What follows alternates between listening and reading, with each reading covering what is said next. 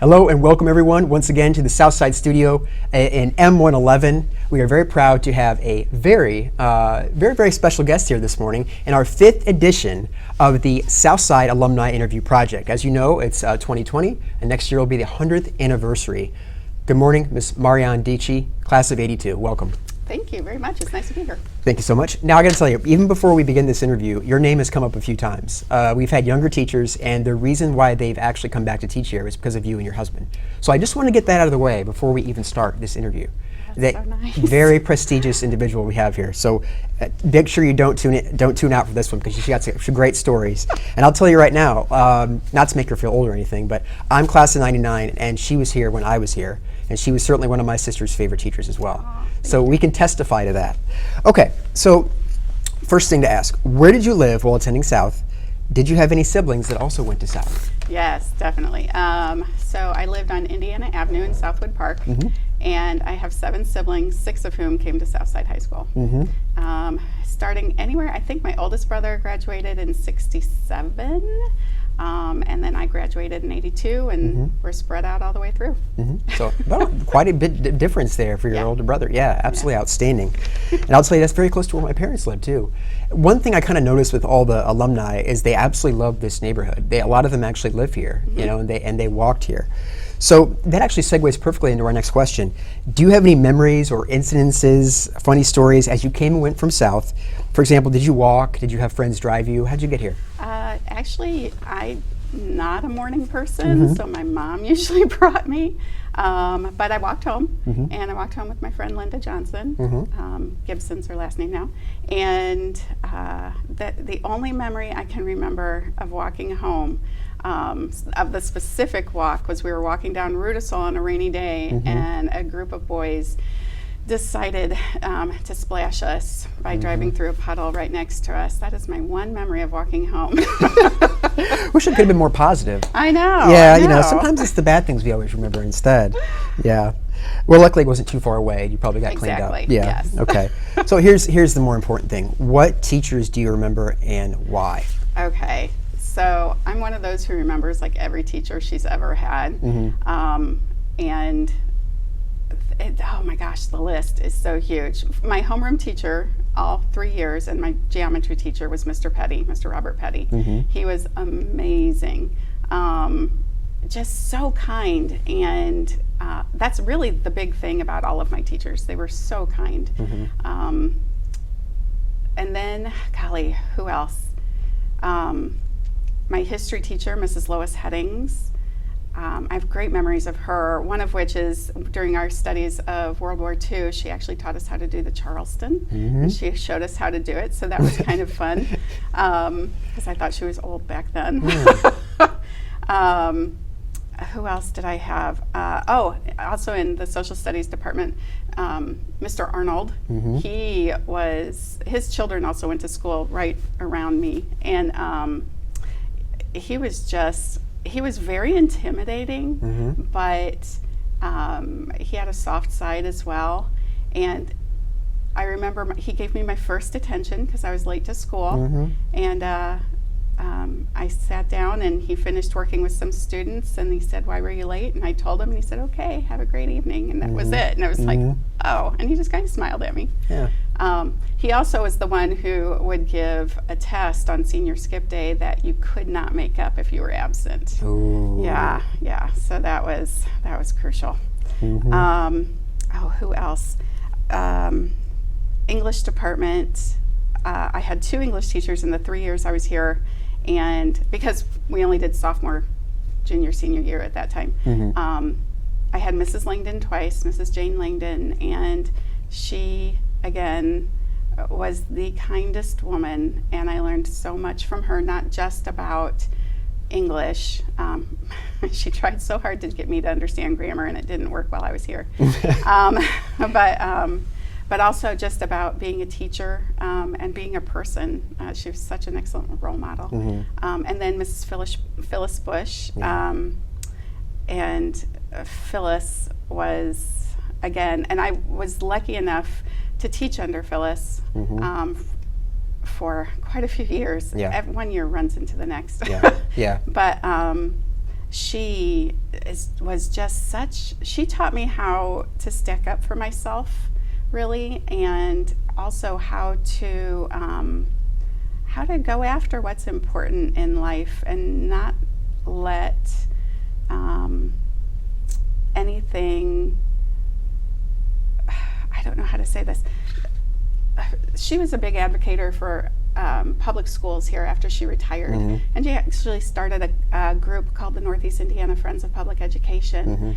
And she not legislated, but she would go down to the State House and she would write letters, and she became friends with Diane Ravitch, and she just was such an important influence in our state in regards to what should be happening in public education. So through that, she really taught me a lot about not just sitting back and because that's what teachers tend to do. We're rule followers, and our kids are our main concern. And so, so anyway, so she was an amazing person as well, and I was really what I found to be the most common amongst all the teachers that I've interviewed, even the teachers that I haven't yet, is that even before we kind of were branded that complex status, in 1982 or the mid 80s or the 70s, the teachers always went above and beyond. It wasn't just about grading tests. It wasn't just about showing up on time and leaving at the bell.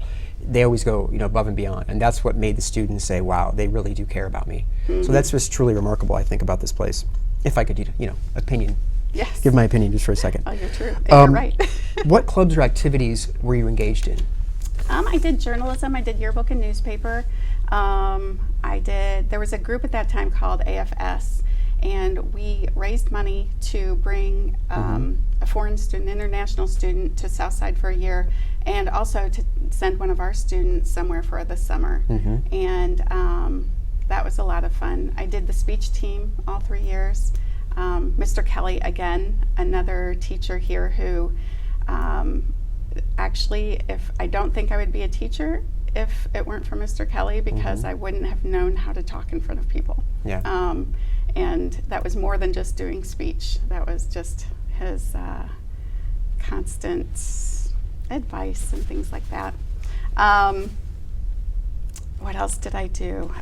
Goodness, I feel like I did a lot. I was always busy. But that could have just been speech too. So. Yeah, if I'm not mistaken, you also were a speech coach in the 90s, as probably and very similar to what you do now as well, right? I mean, are you not the speech coach now? No. But I mean, I know you really truly enjoyed that, and my sister did as well. So that really made a huge impact on her life as well. So it just kind of comes back around. So you have to know that what you do does make a big difference. So thank you for that. Thank you. Okay. This kind of segues again into our next question, and I apologize if I was being redundant, but any big inspiration from a class or teacher, other than what you said already, that has made you want to come back here? Was there a certain moment, or was it just a nice subtle shift that you knew you had to stay here? It was a shift. When I graduated, I was never coming back to Southside High School. And it wasn't that I hated Southside. I mean, obviously I had amazing teachers, and I really enjoyed my classes, had some good friends here. But high school was just, I'd had my 3 years, and that was enough. And so I left. I went to school, decided just on a whim to be a teacher. I don't even know what led me to that. Worked retail because I didn't feel like teaching. I didn't feel like I was old enough or mature enough to teach at that time. Went to Texas, taught for 3 years, was a book editor for 3 years, came back to Fort Wayne, went back into retail, started substitute teaching, and Phyllis Bush kept saying, Marianne, you need to come to Southside. You call Bev Weiss, you need to come to Southside. And I finally did, and I got in the door, and I had my first sub class. And it was, it was like kicking myself. What have I been doing all these years? This is where I'm supposed to be. Like an aha moment. Yeah. So I was actually here for about 3 years on a different long-term subcontracts. And they just couldn't get rid of me. And so I guess they finally decided to give me a contract. Yeah. Absolutely wonderful. And I'm going to go ahead and skip this next question because you actually answered it. But we'll just kind of go ad lib here for a minute. Is there anything else you would like to conclude with, or anything you'd like people to know about Southside in general? How has it changed, for the better, for the worse? in your respected opinion? Respected opinion. Oh, you know, Southside, for as long as I can remember, has had a reputation that, probably not the best. I remember when I first started teaching here, every time I told somebody I taught at Southside, you'd get the, oh, how is that? And still get that a little bit. But overall, the one thing that has made Southside what it is that everybody who comes here becomes an archer, and we become an archer family.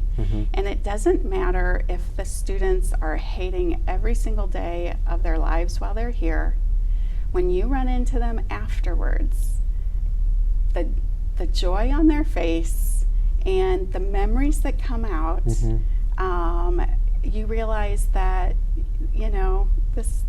they needed this place and we needed them, and we're a family. We're the Archers. So no doubt. Archer pride is real. Well, thank you so much for joining us this morning. Keep the faith. Keep doing what you're doing. And have a wonderful day. Thank you. Thank you. You too.